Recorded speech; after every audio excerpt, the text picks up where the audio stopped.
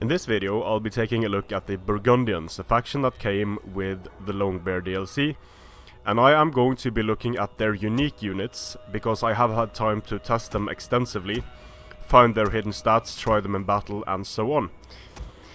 So, the Burgundians are, in my opinion, one of the stronger factions in the Longbear DLC.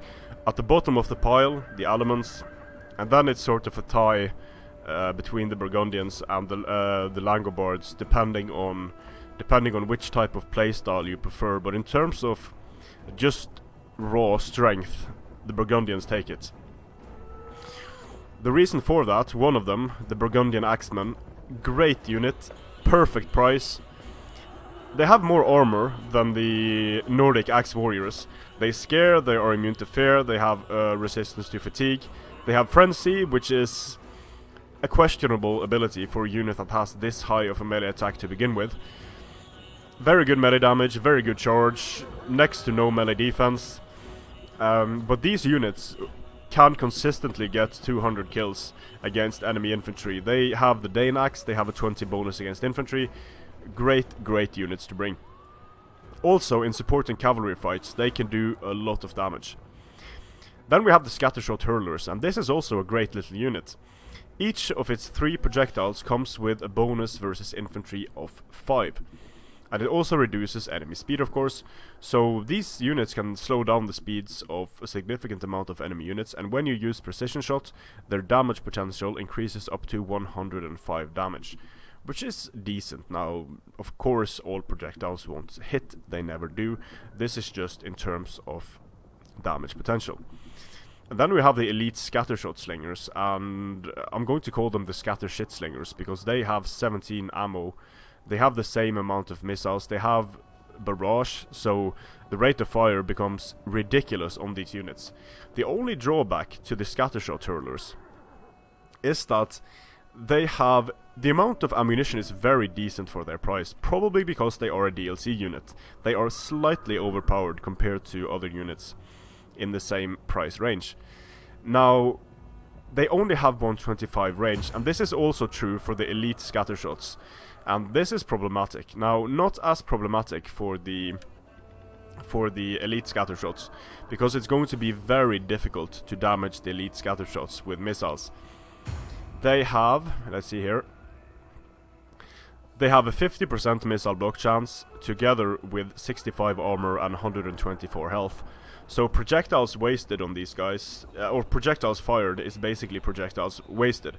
However, the problem is that you are never going to be able to get your money's worth out of these units purely by skirmishing with them. It's just not going to happen. The only instance it might happen in if you exchange up close with the crossbow unit, or you manage to kill a whole unit of Huskarls with elite Scattershots. But it's not better to bring 1 elite Scattershot than it is to bring 4 of these Scattershots, because now you have more ammunition, you have more units, you have the ability to do more damage faster. So elite Scattershots, and this is a problem for a lot of elite units in the game, it's just not worth bringing the elite variety. Then we have the Barbed Skirmishers, very high missile damage, less armor piercing, very little armor piercing compared to normal javelins, but this means that when they use precision shots, they will do 155 damage, which is absolutely ridiculous. It's due to their bonus against large as well. They will absolutely melt enemy units. They also have guerrilla deployment, resistance to fatigue, they can hide, they ignore terrain, and they can snipe, so they can fire while remaining hidden, but it's going to be very difficult because of their short range. We have their upgraded version, the Barbed Javelin men. Their killing potential isn't significantly higher than the... well, it is significantly higher because they have 4 more ammo. They also have rapid advance, but a bit sturdier against enemy missiles, better melee stats, and whether it's worth it upgrading from Barbed Skirmishers to Barbed Javelins, I'm going to say in most cases no. The price difference is is too big. Now, if you're going to bring only one, it might be a good idea to use one unit of Barbed Javelins for their better melee stats after they have spent their ammunition. If you don't want to bring two, that might be a good idea. Then we have the Burgundian mounted axes, but both of these units will melt enemy cavalry units, and I put up a test, and I'm going to put up tests with all of the new units. I just can't upload. I have uploaded all of them, but I just can't put out 20 videos a day. I'm going to try to limit myself to 10.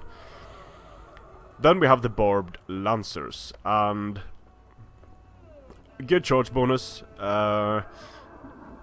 decent armor, bit low on the health, very good morale, but this unit is completely overshadowed by the Royal Lancers. Royal Lancers are a very good shock cavalry unit. They have an insane charge bonus. They will wreck any and all shock cavalry of their price range in the game. It's not apparent why though on the unit cards, because they don't have the best armor, they don't have the most health, they have very high morale, they also scare. The thing that makes these units so good, even in extended melee, is that they have a 20 bonus against cavalry. So they are the only shock cavalry unit in the game with that bonus in that price range.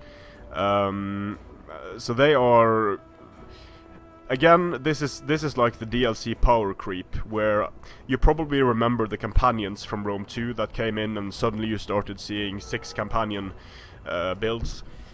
This is kind of like that, not quite as overpowered. It can be defeated by Tagmata cavalry if the Tagmata cavalry uses diamond, but in terms of being the only shock cavalry unit with a bonus against large, is very gimmicky, very poor game design in my opinion.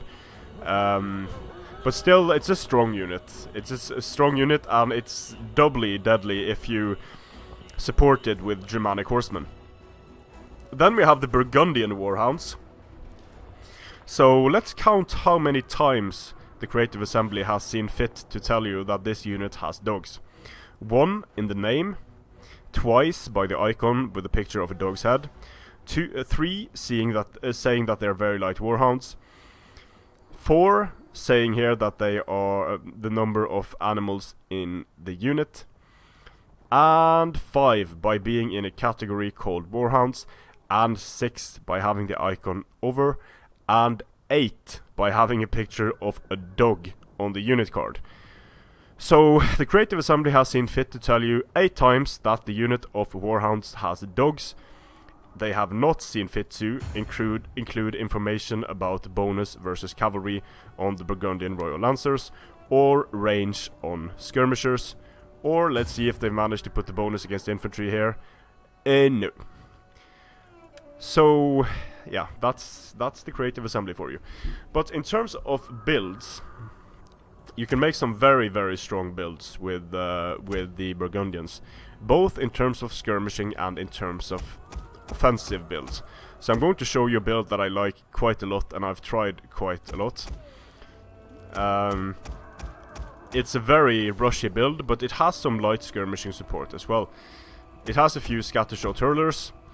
Then you can spend remaining funds on giving the chevrons, a few chevrons to your Germanic Horsemen. Now this is a build that can send in the Burgundian axes to wreck infantry or to support cavalry fights. These Germanic horse will take cavalry fights, and then the Royal Lancers rush in and finish the fight. Or if your opponent is unwise enough to send melee cavalry in thin lines against Royal Lancers, then the Royal Lancers rush in and wreck them. So this is a build I like quite a lot. If you want to go more balanced and a bit more thematic, I guess. Or let's just have a look at another build that can be quite fun first. So 4 Royal Lancers, 4 Germanic Horse, and then you can also bring in some Scattershots and give some chevrons to your Germanic Horse.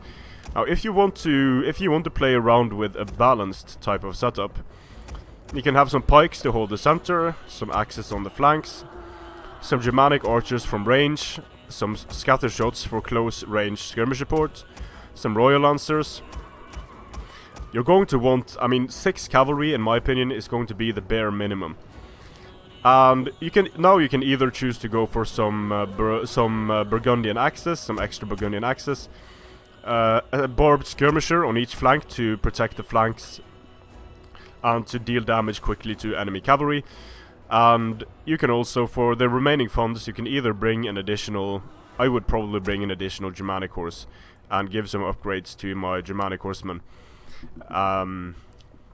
And now you have tools to deal with a variety of different units. You have 6 skirmishers, you have 7 cavalry, and you have a total of, let's see here,